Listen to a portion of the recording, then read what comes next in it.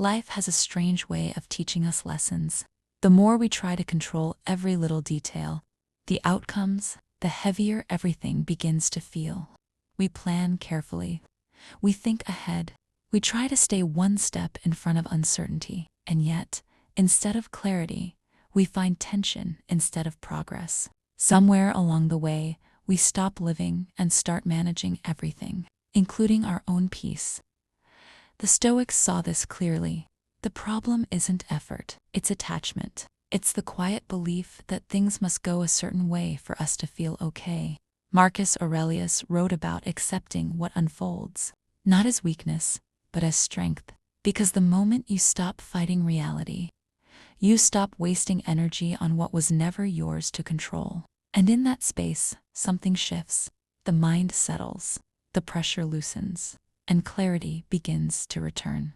And when that happens, life starts to move differently, not because you forced it, but because you finally stopped resisting it. You can feel it building quietly, almost beneath the surface.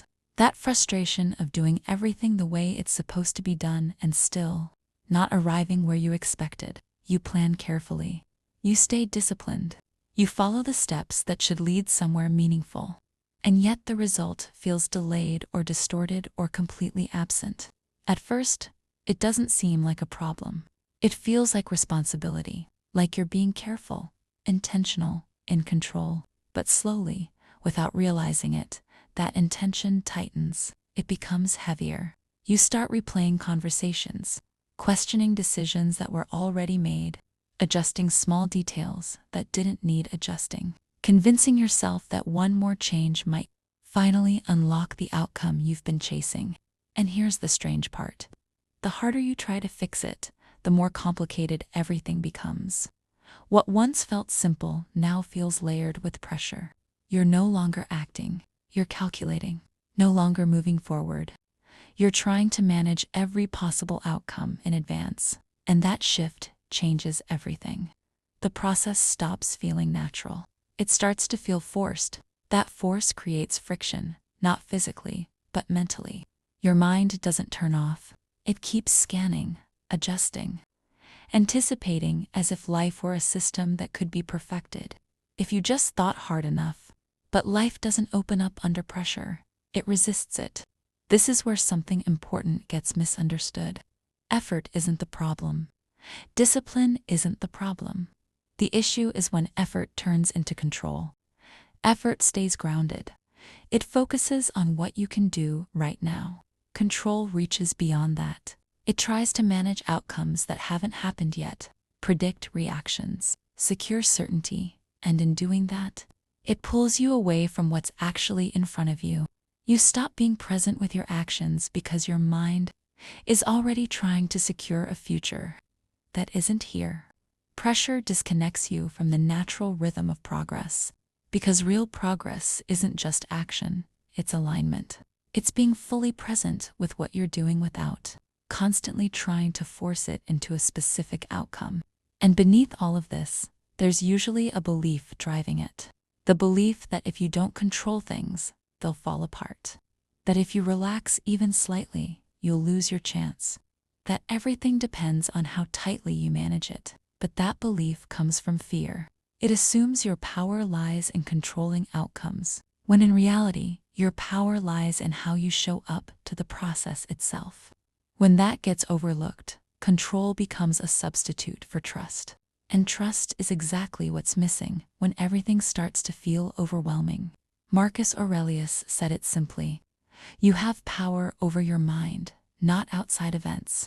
The moment you step outside of that, you lose stability, and the more energy you spend trying to control what isn't yours, the weaker you become where it actually matters.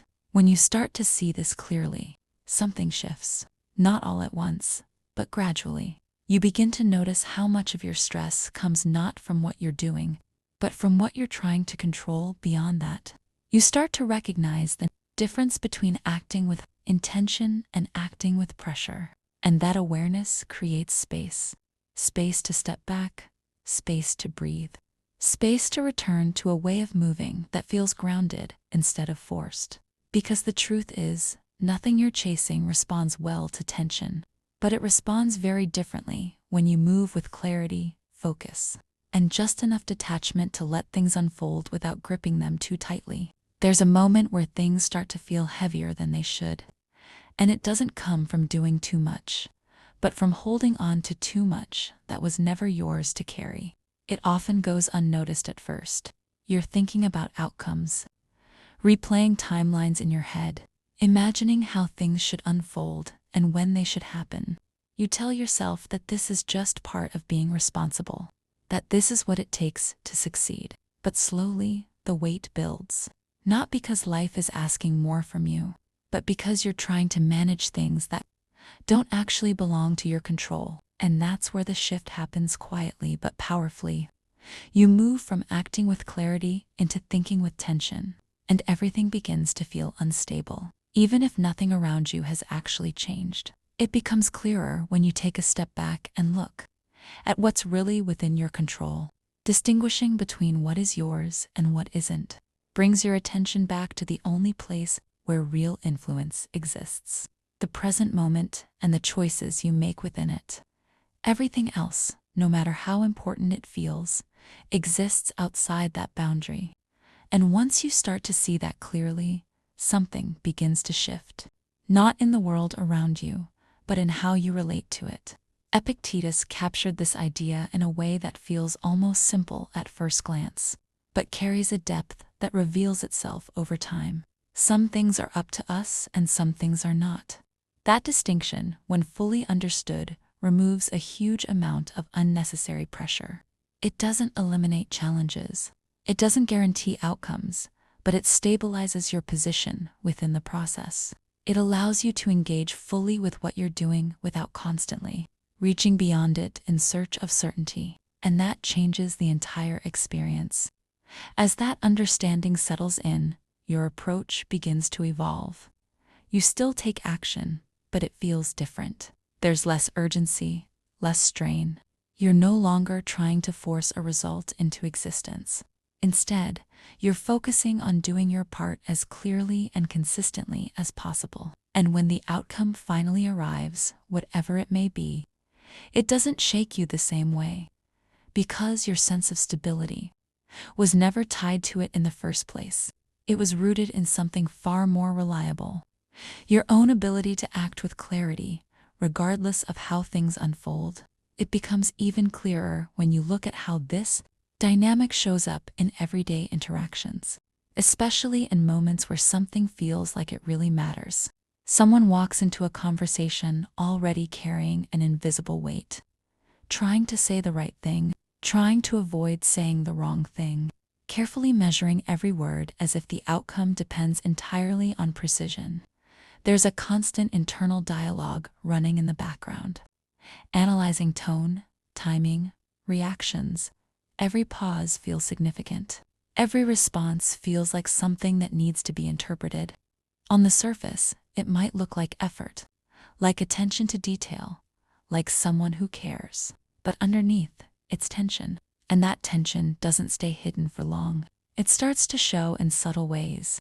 The way the voice tightens slightly, the way the body language becomes less natural, the way the conversation feels a bit forced, even if the words themselves are fine. People might not consciously identify what's happening, but they feel it. There's a sense that something isn't flowing, not because the person lacks value, but because they're trying to manage how that value is perceived in real time. And the more they try to control that perception, the more unnatural the interaction becomes. It's not the content of what they're saying that creates distance. It's the pressure behind it. Then you see someone else in a similar situation, but the energy feels completely different. There's no visible effort to impress, no constant adjustment happening beneath the surface. They speak in a way that feels grounded, not rehearsed. They listen without immediately planning what to say next. There's space in the interaction, a kind of ease that allows things to unfold naturally. And because of that, people respond differently. There's a sense of comfort, a sense of openness. The conversation flows without friction. And what stands out isn't anything specific, they said, but how they carried themselves while saying it. That difference often gets misunderstood.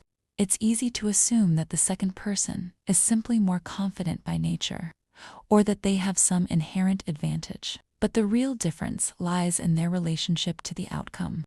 They're not trying to control how they're perceived in every moment. They're not attaching their sense of worth to how the interaction unfolds. And because of that, their attention stays where it actually matters, on the present moment, on the exchange itself. They're engaged, but not gripping. And that creates a completely different experience both for them and for the person they're interacting with. You begin to trust that clarity and presence are enough, without needing to be constantly adjusted. And with that trust comes a different kind of stability. You're no longer reacting to every small change in the interaction. You're not thrown off by pauses, by unexpected responses, by things not going exactly as imagined. You stay grounded even when things are uncertain.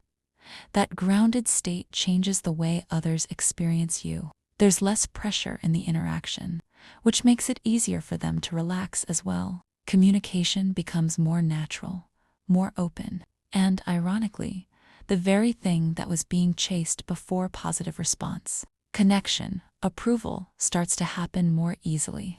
Not because it's being forced, but because the conditions for it are finally present. When there's no tension pushing against the interaction, there's nothing blocking it from unfolding naturally. What becomes clear through all of this is that value isn't something that needs to be constantly proven in real time. It's something that's already there, expressed through how you carry yourself rather than how tightly you manage every detail. The moment you stop trying to control how you're perceived, you create space for something more genuine to come through. And that shift, subtle as it may seem, changes the entire dynamic because in the absence of pressure, both parties can be themselves. Expectations, the timelines, the imagined consequences of things not working out, all of that builds up in your mind until the situation feels heavier than it actually is. And once that happens, even simple steps start to feel difficult because you're no longer just taking action. You're carrying the weight of everything that might go wrong. As you begin to see this more clearly, the idea of detachment starts to take on a different meaning. It's not about stepping away from what matters. It's about stepping away from the need for it to unfold in a specific way. You still move forward. You still put in the effort, but you do it without that constant internal pressure. You allow things to develop at their own pace, without interpreting every delay as failure or every obstacle as a sign that something is wrong. And in that space, your actions become more precise. You're no longer reacting to fear. You're responding with intention. This shift also changes how you experience progress. Instead of constantly measuring how close you are to the outcome, you begin to focus on the quality of what you're doing right now. There's a sense of presence. You're more aware of your actions, more connected to the process, and because of that, the process itself starts to feel more meaningful. It's no longer just a means to an end. It becomes something you can actually engage with fully without constantly looking ahead for validation. Over time, this creates a kind of quiet resilience, not the kind that comes from forcing yourself to push through, but the kind that comes from not being shaken every time something doesn't go as planned. You're still aware of what you want, but you're not dependent on it in the same way. There's a steadiness that starts to build, a sense that no matter how things unfold, you'll be able to adjust, to continue to stay grounded. And that steadiness becomes more valuable than any specific outcome because it stays with you regardless of what happens. As this way of moving becomes more natural, something interesting begins to happen. The same goals that once felt heavy start to feel lighter, not because they've changed, but because your relationship to them has. You're no longer gripping them tightly, trying to force them into place. You're allowing them to develop while staying rooted in your own actions. And in that balance, you begin to experience a different kind of progress. One that isn't driven by pressure, but guided by clarity. One that doesn't drain you, but supports you as you move forward. As this begins to settle, attention naturally shifts inward because the real weight of experience rarely comes from the event itself. It comes from the meaning you assign to it. Two people can walk through the same situation and carry completely different outcomes within them. One walks away feeling defeated, questioning their worth, replaying every detail as proof that something is lacking. The other walks away with a quieter response, seeing the same moment as part of a longer path, something to learn from, rather than something to be defined by. The difference isn't in what happened, it's in how the mind chose to frame it, and that framing shapes everything that follows. This is where the idea of control takes on a deeper meaning, because it moves beyond actions and into interpretation. External events come and go, often without warning, often without fairness. They don't ask for permission, and they don't align themselves neatly with expectations. But the space between the event and your reaction, that space belongs to you. It's subtle, often overlooked, but it's always there. And within that space lies the ability to decide how something is understood, not in a forced, artificial way, but in a deliberate, grounded way that allows you to see clearly instead of reacting immediately. When that space is ignored, thoughts tend to take over automatically. A setback becomes a conclusion. A delay becomes a failure. A rejection becomes a statement about identity, rather than a single moment in time. And because those interpretations feel immediate and convincing, they rarely get questioned. They settle in quickly, shaping emotions, influencing behavior, reinforcing patterns that repeat themselves without much resistance. It starts to feel like reality itself is heavy, when in truth, much of that weight is being added internally. Carl Jung once wrote that until you make the unconscious conscious, it will direct your life and you will call it fate. That line points directly to this process, the thoughts that go unnoticed, the interpretations that feel automatic, the quiet assumptions that shape how you see yourself and the world. Those are the forces that quietly guide your experience. When they remain unexamined, they feel like truth. They feel fixed. But once you begin to notice them, to observe them without immediately accepting them, something shifts. The grip they once had begins to loosen. That shift doesn't mean every negative thought disappears. It means you stop treating every thought as a fact. You begin to see that a thought is simply a mental event, not a final conclusion. It arises, it passes, and it only gains strength when it's believed without question. This creates a different relationship with your own mind. Instead of being pulled in every direction by whatever thought appears next, you begin to stand slightly apart from it, observing rather than reacting, choosing rather than absorbing. As that awareness grows, the same situations that once felt overwhelming start to feel more manageable. Not because they've changed, but because your interpretation of them has.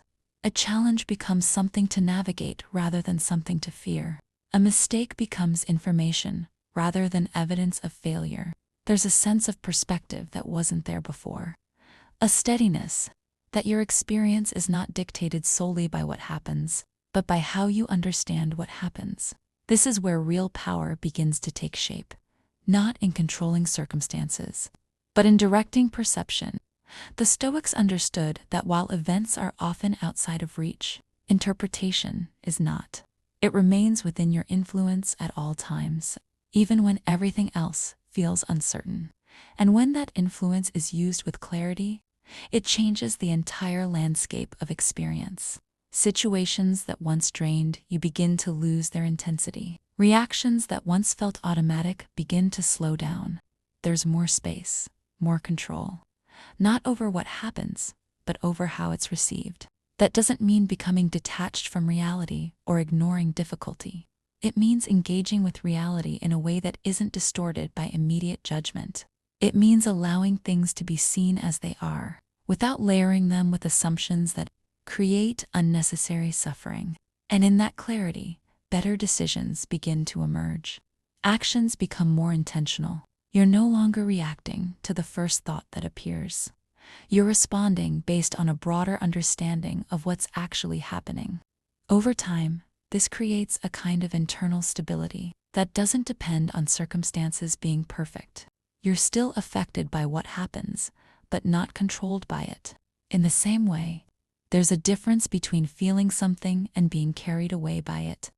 And that difference becomes clearer the more you practice observing your thoughts, instead of immediately identifying with them. It's a quiet shift, but it builds strength in a way that force never could. And as that strength grows, something else begins to fade. The need to constantly interpret every situation in a way that either confirms success or reinforces failure starts to lose its urgency. There's less pressure to define everything immediately, more space to simply experience, to move forward without needing every moment to carry a specific meaning. And in that space, your relationship with yourself becomes more stable, less reactive, more grounded in something that isn't easily shaken. What remains is a clearer understanding of where your influence truly lies, not in shaping every outcome, not in controlling every external detail, but in how you meet each moment as it comes. That's where the real shift happens quietly, steadily, without needing to announce itself. And once it begins, it changes not just how you think, but how you move through everything that follows. And then comes the part that tests everything you think you've understood so far. Not action, not discipline, not even clarity, but patience. The kind that doesn't feel rewarding in the moment. The kind that doesn't give you immediate feedback. The kind that forces you to sit in uncertainty without reaching for control as a way to escape it.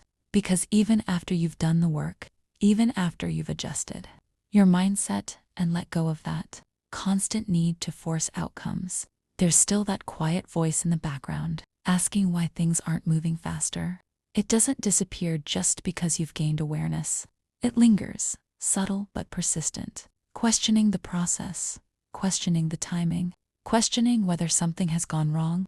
That voice tends to get louder in stillness. When there's no immediate result, no clear sign that progress is happening, the mind starts searching for explanations. It tries to fill the gap with conclusions. Maybe the effort wasn't enough. Maybe the approach was wrong. Maybe this isn't going to work at all. And just like that, the urge to control starts creeping back in. The impulse to push harder, to adjust more without demanding immediate proof that it's working. And that shift removes a significant amount of pressure. You're no longer trying to force results into existence. You're creating the conditions for them to emerge naturally. And those conditions are built through consistency, clarity, and time. There's also a different kind of trust that begins to form here. Not blind optimism, not passive hope, but a grounded trust in the process itself. You start to see that not everything needs to be controlled to move forward, that your role is to act, to stay aligned, to keep refining your approach where necessary, but not to dictate the exact moment when everything should come together. That part doesn't belong to you. And once that becomes clear, the tension around timing begins to loosen. This doesn't mean impatience disappears completely. It still shows up from time to time, but it no longer dictates your actions in the same way. You notice it, you understand where it's coming from, and you choose not to let it pull you back into that cycle of force and control. You stay steady. You continue moving forward even when there's no immediate reward. And over time, that steadiness becomes one of your strongest advantages. Because while others might rush, react, and burn out trying to speed things up, you're building something more sustainable. Something that isn't dependent on constant validation or immediate outcomes. And when the results do begin to show, they carry a different kind of weight. Not because they came quickly, but because they were built on a foundation that wasn't rushed, forced, or compromised along the way. At some point, without a dramatic moment or a clear signal, the shift begins to happen. It doesn't arrive as a sudden realization or a single decision. It builds quietly through small adjustments in how you think, how you act, and how you relate to what you're pursuing. What once felt like chasing starts to feel unnecessary. That constant urgency, that need to reach something as quickly as possible, begins to lose its hold. and in its place, something steadier starts to form, not slower in a negative sense, but more deliberate, more grounded, more aware of what actually matters and what doesn't. Chasing always carries a certain kind of energy. It's driven by fear, even if it doesn't always look like it on the surface. Fear of missing out on an opportunity. Fear of falling behind others who seem to be moving faster. Fear of not being enough as you are. And because it's rooted in fear, it creates urgency. It pushes you to act quickly, sometimes without fully thinking things through. It makes everything feel immediate, as if every decision carries a level of importance. From reacting to choosing changes the entire experience. There's less noise, less second guessing. You're not constantly wondering if you're missing something or falling behind. You're engaged with what you've chosen to focus on, and that engagement creates a sense of stability. You're not constantly wondering if you're missing something or falling behind. You're engaged with what you've chosen to focus on, and that engagement creates a sense of stability. You're still moving forward, but without that underlying tension that comes from trying to keep up with everything at once. And that stability allows you to think more clearly, to act more precisely, and to adjust when necessary without feeling like everything is at risk. Seneca captured something close to this when he said that, if a man knows not to which port he sails, no wind is favorable. Without clarity, every direction feels uncertain. Every opportunity feels equally urgent, and that creates confusion rather than progress. But when you're aligned, you know your direction. You don't need every opportunity to be favorable. You only need the ones that move you closer to where you're actually going, and that makes decision-making simpler. Not because the choices disappear, but because your perspective becomes clearer. As this way of moving becomes more natural, you start to notice how much energy was being wasted before, not just in actions, but in thoughts. The constant comparison, the internal pressure, the need to keep up with everything, it all begins to fade. In its place, there's a quieter focus. You're still aware of what's happening around you, but it doesn't pull you off course as easily. You stay centered in what you're doing, and that consistency begins to build momentum in a different way, not through speed, but through direction. There's also a different kind of confidence that starts to develop, not the kind that comes from external validation or immediate success, but the kind that comes from knowing you're moving in a way that makes sense for you. You trust your decisions more because they're grounded in clarity rather than urgency, and that trust reduces the need to constantly check, adjust, and seek reassurance. You're not looking for confirmation at every step. You're moving forward based on a deeper understanding of what matters. This doesn't mean everything becomes easy. Challenges still come. Uncertainty still exists. But your relationship to those challenges changes. You're not thrown off by them in the same way because your movement isn't based on reacting to every external shift. It's based on something more stable. You can adapt without losing direction. You can adjust without feeling like you're starting over.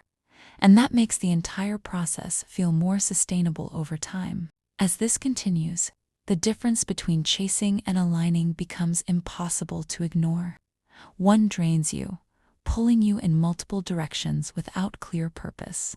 The other supports you, guiding your actions in a way that feels consistent and grounded. It becomes much harder to go back to that constant state of urgency, not because you're forcing yourself to avoid it, but because it no longer feels necessary. What remains is a way of moving that is both intentional and calm. But you're doing it without that underlying fear driving every decision. You're not trying to control every outcome. You're focusing on your direction, your actions. It's not rushed and built on something that doesn't collapse under pressure. There's a point where it starts to feel almost counterintuitive. Everything you've been taught suggests that more effort should lead to better results, that pushing harder should bring things closer. That intensity is the path forward, and yet, the more pressure you apply, the more things seem to blur. Decisions become less clear, is quietly working against you. Understand that relaxing isn't about stepping back from life. It's about stepping back from unnecessary pressure.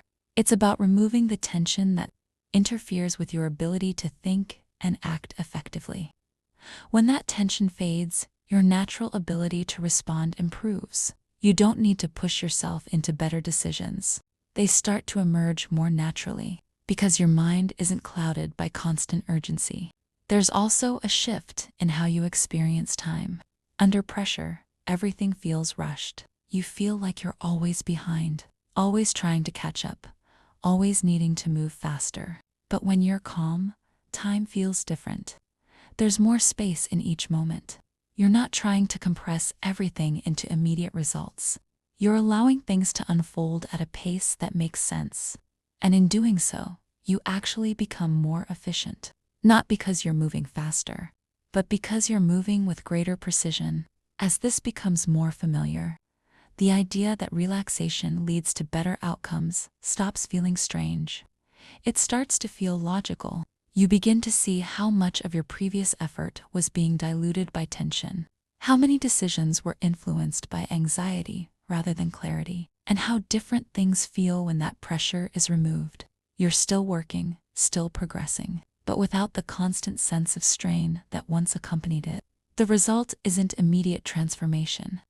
It's gradual refinement, a steady improvement in how you think, how you act, and over time, that refinement leads to outcomes that feel more aligned, more natural, more sustainable.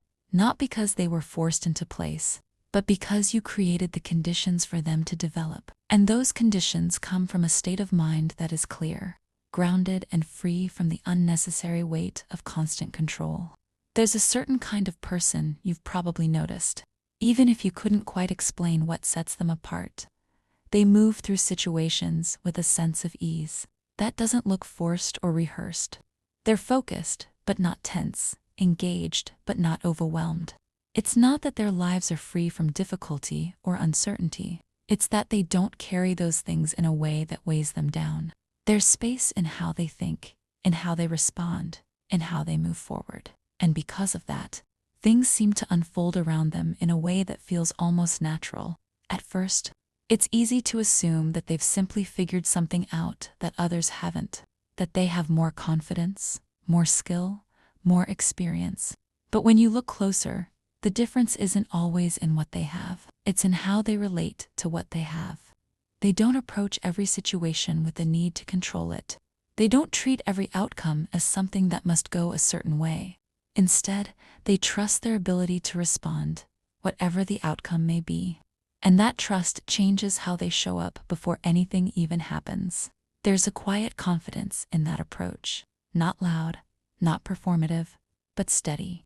It doesn't come from knowing that everything will work out exactly as planned. It comes from knowing that even if it doesn't, they'll be able to handle it. That understanding removes a significant amount of pressure. They're not trying to eliminate uncertainty. They're moving through it without letting it dictate their state of mind. And because of that, they remain open in ways that others often aren't. Openness is what allows them to notice opportunities that don't fit into rigid expectations.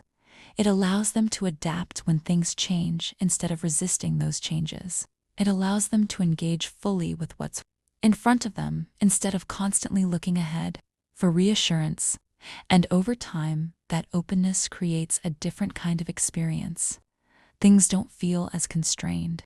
There's more room for movement, more room for growth, more room for unexpected possibilities to emerge. Carl Jung once observed that what you resist not only persists, but grows. Effort often feels intense, but it's not always effective. It's driven by pressure, by the need to control outcomes, by the fear of things not working out. And because of that, it tends to burn energy quickly. It leads to overthinking, overcorrecting, and eventually exhaustion. Not because effort itself is exhausting, but because of the way it's being applied. When that pressure begins to fade, effort takes on a different form. It becomes more deliberate. You're still working, but you're not rushing every step.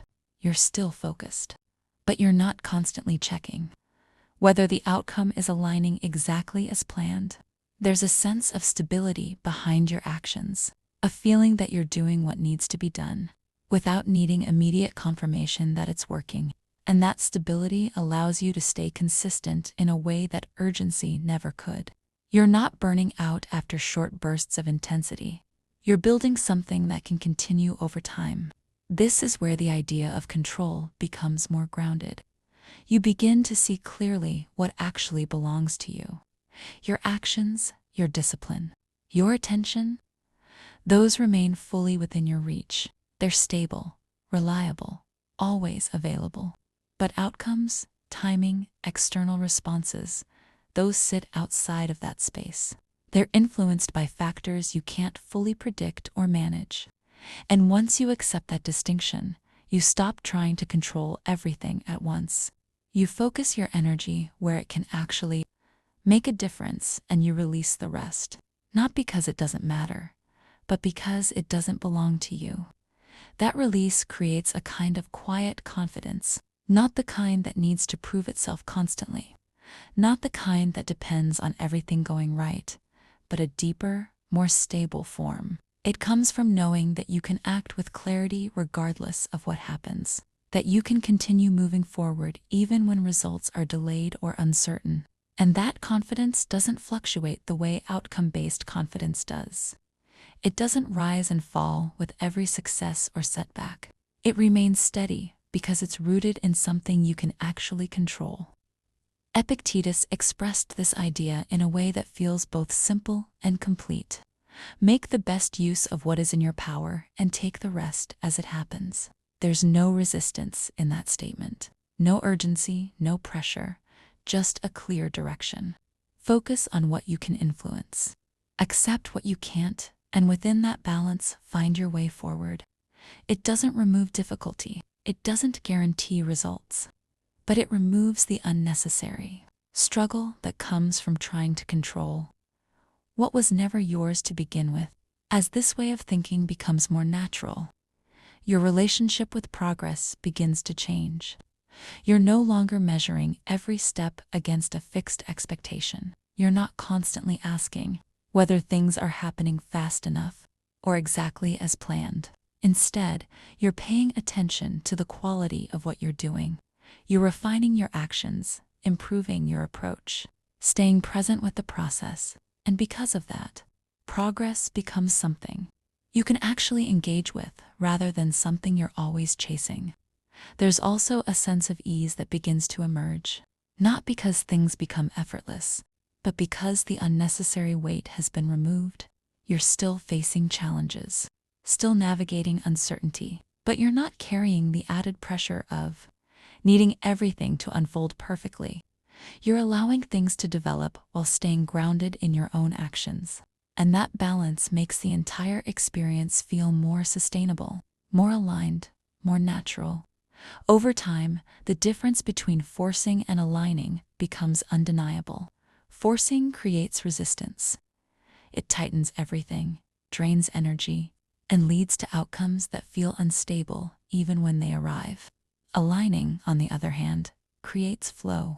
It allows things to develop without unnecessary interference. It supports consistent action without constant pressure. And while it may not always feel as immediate, it builds something far more reliable in the long run. What remains is a way of moving that doesn't rely on urgency to create progress. You act because it's the right action to take, not because you're trying to force a specific result. You stay focused on what you can control, and you allow everything else to unfold as it will. And in that space, something shifts quietly but permanently.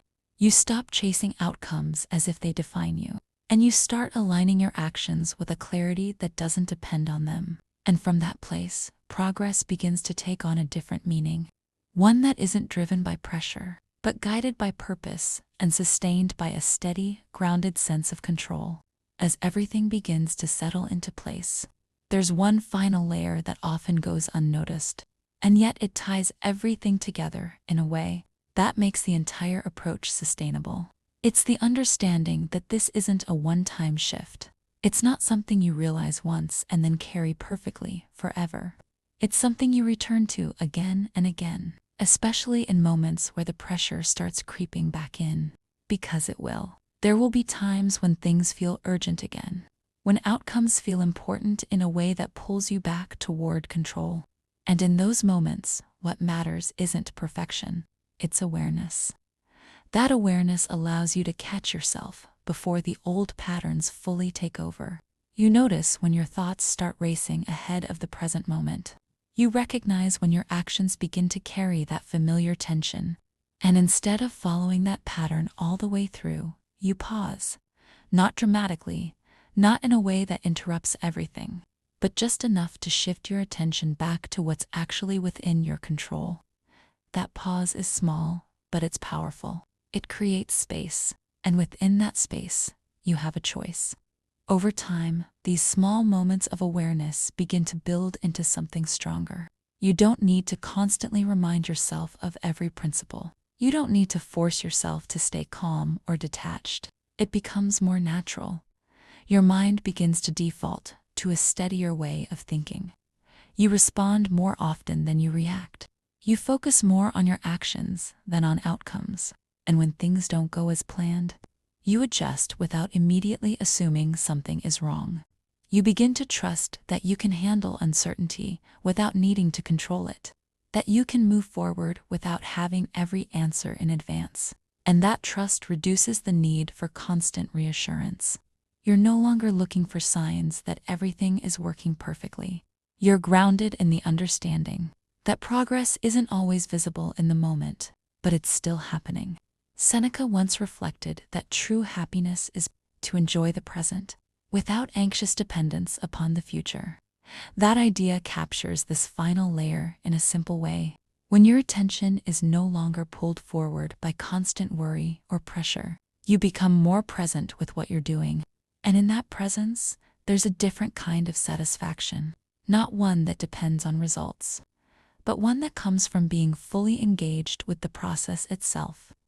And from there, everything begins to feel more aligned. Not because life suddenly becomes predictable, but because you're no longer trying to force it into a specific shape. You're working with it instead of against it. You're moving with clarity instead of pressure. And that quiet shift repeated over time is what allows everything else to fall into place naturally. In the end, nothing truly meant for you requires you to chase it with desperation. What's meant for you asks for clarity, patience, and the strength to stay grounded while everything unfolds. The moment you stop forcing life, you stop fighting it.